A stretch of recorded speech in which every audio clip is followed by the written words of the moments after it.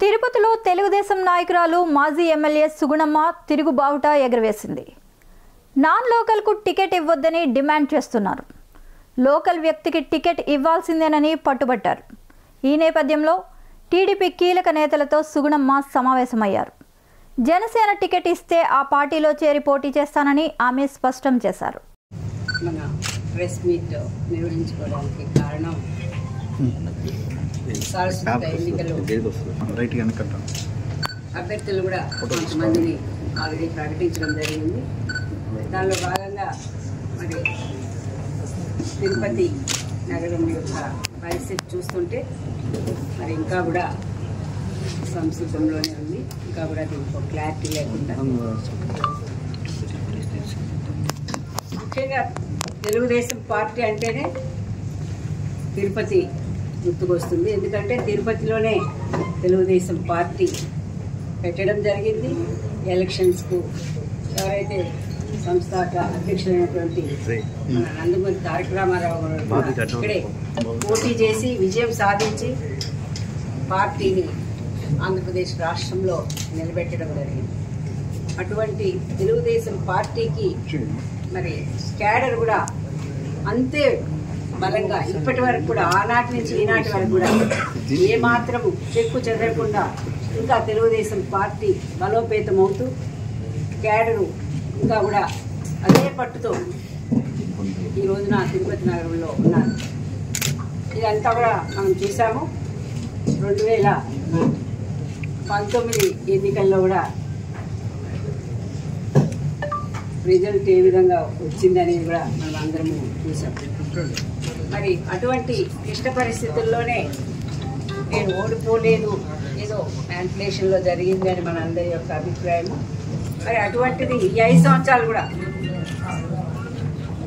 మొక్కవోని దీక్షతో తెలుగుదేశం పార్టీ క్యాడర్ని, తెలుగుదేశం పార్టీని బలోపేతం చేయాలనే ఒక ముఖ్య ఉద్దేశంతోనే మన రాష్ట్ర జాతీయ పార్టీ అధ్యక్షుడు నారా చంద్రబాబు నాయుడు గారి యొక్క ఆశయాల మేరకు నేను ఈ 5 సంవత్సరాలు కూడా ప్రజల్లోనే ఉంటూ మరి ప్రజలకు చేరువుగా ఉంటూ పార్టీని బలోపేతం చేయడంలో నేనైతే 100% నేను తిరుపతిలో తెలుగుదేశం పార్టీ అభివృద్ధి చేశాననేది నా యొక్క గట్టి విశ్వాసం.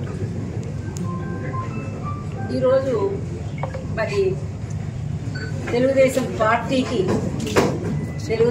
పార్టీ తిరుపతిలో పోటీ చేయలేకపోతుంది అనేదే ఒక పెద్ద తెలుగుదేశం పార్టీకి కానివ్వండి, క్యాడర్కి కానివ్వండి, తిరుపతి నగర ప్రజలకు కానివ్వండి ఒక తీరని లోటు.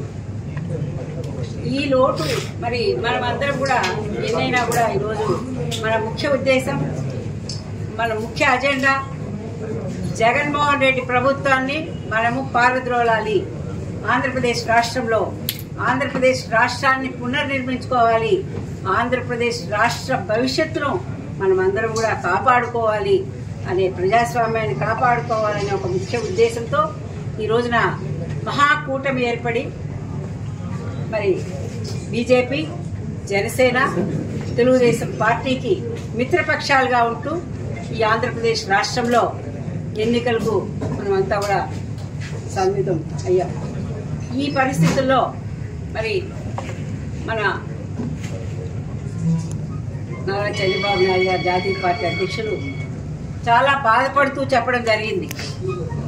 ఈ విధంగా వాళ్ళు కూడా జనసేన వాళ్ళు కానివ్వండి, బీజేపీ వాళ్ళు కానివ్వండి, ప్రతి ఒక్క పార్టీ కూడా ఈరోజు ఏదైతే మహాకూటమిలో ఉందో 3 పార్టీలు కూడా ఫస్ట్ సీటు తిరుపతి నగరాన్నే పెట్టుకోవడం, 3 కూడా తిరుపతి నగరమే కావాలి, మనకు తిరుపతి నగరంలో గెలిస్తే మనకు ఆ దేవుని ఆశీస్సులు ఉంటాయనే ఒక సెంటిమెంట్తో కూడా బీజేపీ కావాలంటుంది, జనసేన కావాలంటుంది. అదేవిధంగా తెలుగుదేశం ఆల్రెడీ పార్టీ ఉంది, చాలా స్ట్రాంగ్గా ఉంది తిరుపతి నగరంలో అనే ఒక ఈ అండర్స్టాండింగ్లో ఉన్నప్పుడు మరి కూటమిలో పొత్తుల్లో భాగంగా తిరుపతిని జనసేన కేటాయించాలని చాలా బాధతో కూడా మన నాయకుడు చెప్పడం జరిగింది. సరే, ఈరోజు మనము ఈ రాష్ట్రంలో జగన్మోహన్ రెడ్డి పరిపాలన పారద్రోలాలి. తిరుపతిలో మరి అభినయ్ రెడ్డి అదేవిధంగా కరుణాకర్ రెడ్డి పరిపాలన నుంచి ఈ తిరుపతిని కూడా విముక్తి చేయాలనేదే మన అందరి యొక్క ఆశ. మరి ఇటువంటి పరిస్థితుల్లో తిరుపతికి తెలుగుదేశం పార్టీ సీటు దక్కలేదనేది చాలా బాధాకరం. పోతే మహాకూటమిలో భాగంగా జనసేనకు తిరుపతిని కేటాయించడం, దానికి కూడా మరి మనం అందరం కూడా ఈరోజు ఏదైనా కూడా ఏ పరిస్థితులైనా కూడా అందరం కూడా ఒక్కటై కూటమి అభ్యర్థినైనా గెలిపించుకోవాల్సిన బాధ్యత మన మీద ఉంది. మనకు అనివార్యం, అది దాంట్లో ఎలాంటి సందేహము లేదు. కానీ తెలుగుదేశం పార్టీ టికెట్ దక్కకనే తిరుపతి నగర ప్రజలము ఈరోజు బాధపడుతున్నామంటే జనసేన కేటాయించినటువంటి సీటు కూడా స్థానికులకు లేకుండా మరి మనల్ని ఎవరైతే తూలనాడారో, ఎవరి వల్ల అయితే మనము ఈ 5 సంవత్సరాలు కూడా బాధలు అనుభవించామో ఆ పార్టీ అభ్యర్థిని తీసుకొచ్చి ఇక్కడ నిలబెట్టి ఆయన విజయానికి మీరంతా పనిచేయండి అని మన నాయకులు చెప్తున్నారు. దానికి కూడా ఓకే.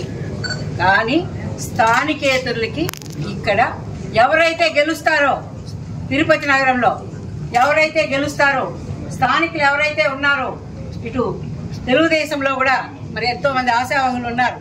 వాళ్ళందరూ కూడా ఎంతో కష్టపడుతూనే ఉన్నారు ఈ 5 సంవత్సరాలుగా కూడా పార్టీ బలోపేతానికి. అటువంటిది మరి యోచన చెయ్యాలని, మళ్ళా పునరాలోచన చెయ్యాలని అభ్యర్థి విషయంలో మా అందరి ఏకాభిప్రాయం. ఇదే మా ఈరోజు ప్రెస్ మీట్కి కూడా కారణం. తప్పకుండా కూటమి ఇచ్చేటువంటి అభ్యర్థికి కూడా మేము సహకరిస్తాం. మేము ఆల్రెడీ ప్రజల్లోనే ఉన్నాం, మేమేమి ఇప్పుడు కూడా వెనక్కి పోలేదు. కాబట్టి తెలుగుదేశం పార్టీ క్యాడర్ అంతా కూడా తప్పకుండా పనిచేస్తుంది, ఎవరికి సీట్ ఇచ్చినా కూటమిలో అనేది. కానీ మా అబ్జెక్షన్ అంతా